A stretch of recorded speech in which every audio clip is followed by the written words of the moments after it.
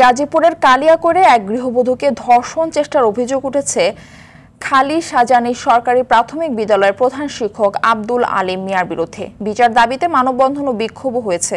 তবে অভিযোগ অস্বীকার করে ওই শিক্ষকের দাবি তাকে হেয় করতে ষড়যন্ত্র চলছে। কালিয়াকৈর থেকে কামাল হোসেন বিপ্লবের প্রতিবেদন, জানাচ্ছেন সাইয়েদ মাহমুদ। ভুক্তভোগী নারী কালিয়াকৈরের খলিশাজানি গ্রামের বাসিন্দা। তার অভিযোগ, গত ১৯ মে সকাল ১০টায় স্কুলের প্রধান শিক্ষক আলিম মিয়া তাকে ডেকে আনেন। এরপর স্কুলের কক্ষে নিয়ে কুপ্রস্তাব দেন।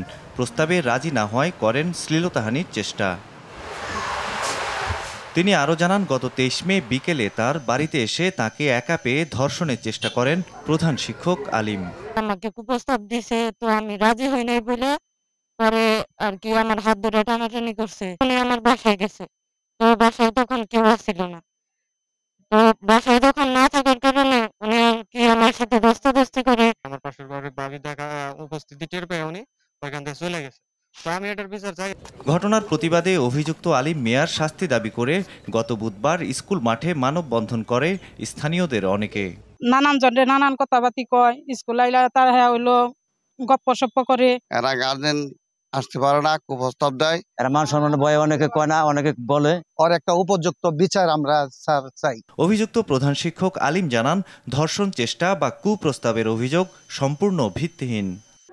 আমি বাইতেও যাই নাই, উনির নাকি আমি কোনো কুপ্রস্তাবও দেই নাই। আমার অফিসে সহকারী আছে, তারা বলতে পারবো না উনি আমার অফিসে গেছে। অভিযোগ পাওয়ার কথা জানিয়ে পুলিশ বলছে তদন্ত করে ব্যবস্থা নেওয়া হবে।